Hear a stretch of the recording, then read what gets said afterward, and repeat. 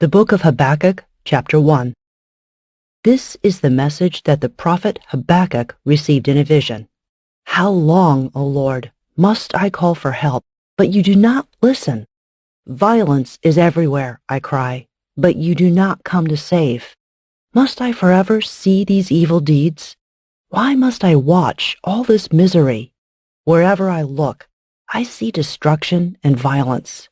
I am surrounded by people who love to argue and fight.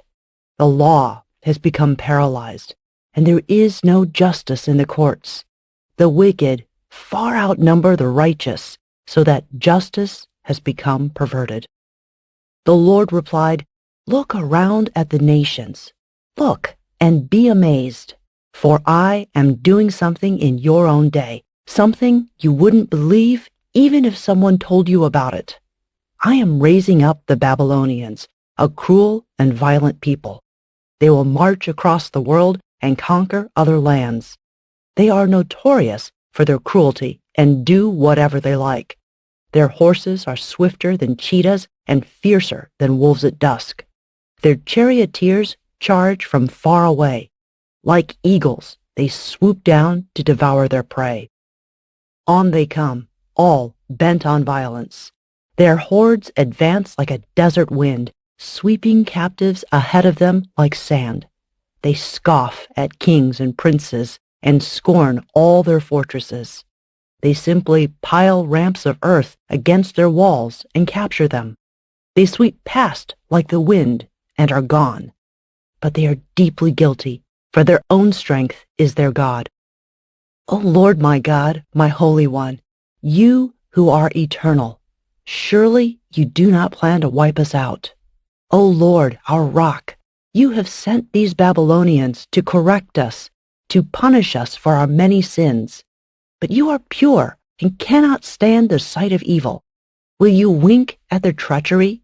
Should you be silent while the wicked swallow up people more righteous than they? Are we only fish to be caught and killed? Are we only sea creatures that have no leader? Must we be strung up on their hooks and caught in their nets while they rejoice and celebrate? Then they will worship their nets and burn incense in front of them. These nets are the gods who have made us rich, they will claim. Will you let them get away with this forever? Will they succeed forever in their heartless conquests? Habakkuk, chapter 2. I will climb up to my watchtower and stand at my guard post. There, I will wait to see what the Lord says and how he will answer my complaint. Then the Lord said to me, "Write my answer plainly on tablets, so that a runner can carry the correct message to others." This vision is for a future time. It describes the end, and it will be fulfilled. If it seems slow in coming, wait patiently, for it will surely take place. It will not be delayed. Look at the proud. They trust in themselves, and their lives are crooked. But the righteous will live by their faithfulness to God. Wealth is treacherous, and the arrogant are never at rest. They open their mouths as wide as the grave, and like death, they are never satisfied. In their greed, they have gathered up many nations and swallowed many peoples. But soon their captives will taunt them. They will mock them, saying, "What sorrow awaits you thieves? Now you will get what you deserve. You've become rich by extortion, but how much longer can this go on? Suddenly your debtors will take action. They will turn on you and take all you have while you stand trembling and helpless. Because you have plundered many nations, now all the survivors will plunder you. You committed murder throughout the countryside and filled the towns with violence. What sorrow awaits you who build big houses with money gained dishonestly. You believe your wealth will buy security, putting your family's nest beyond the reach of danger. But by the murders you committed, you have shamed your name and forfeited your lives. The very stones in the walls cry out against you, and the beams in the ceilings echo the complaint. What sorrow awaits you who build cities with money gained through murder and corruption. Has not the Lord of heaven's armies promised that the wealth of nations will turn to ashes?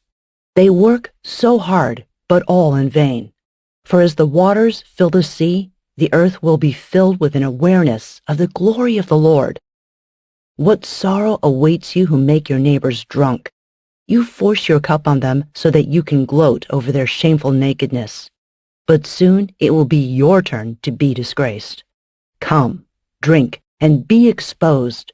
Drink from the cup of the Lord's judgment, and all your glory will be turned to shame.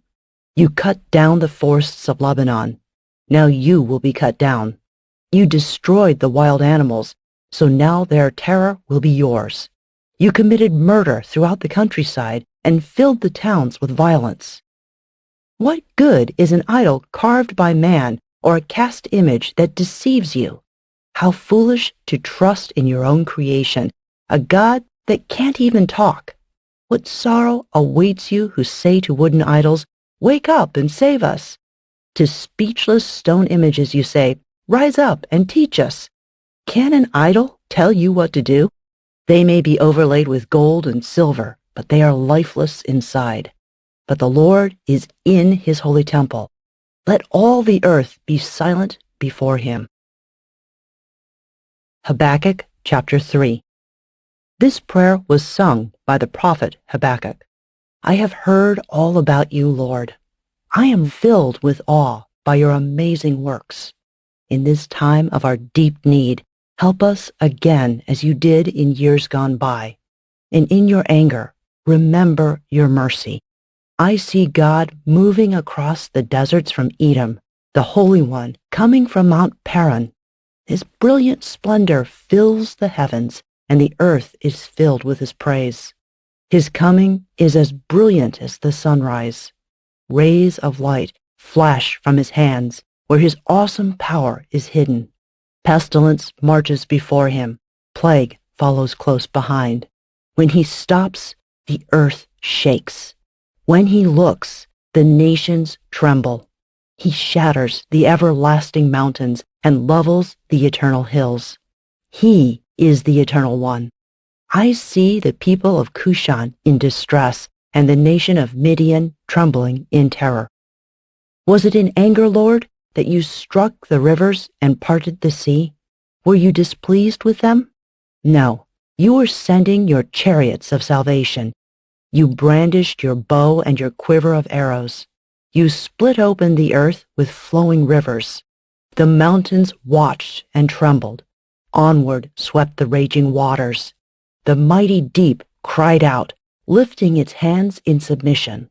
The sun and moon stood still in the sky as your brilliant arrows flew and your glittering spear flashed. You marched across the land in anger and trampled the nations in your fury. You went out to rescue your chosen people, to save your anointed ones.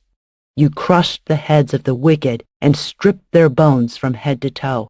With his own weapons, you destroyed the chief of those who rushed out like a whirlwind, thinking Israel would be easy prey. You trampled the sea with your horses, and the mighty waters piled high. I trembled inside when I heard this. My lips quivered with fear. My legs gave way beneath me, and I shook in terror. I will wait quietly for the coming day when disaster will strike the people who invade us. Even though the fig trees have no blossoms and there are no grapes on the vines, even though the olive crop fails and the fields lie empty and barren, even though the flocks die in the fields and the cattle barns are empty, yet I will rejoice in the Lord. I will be joyful in the God of my salvation. The sovereign Lord is my strength. He makes me as sure-footed as a deer, able to tread upon the heights. For the choir director, this prayer is to be accompanied by stringed instruments.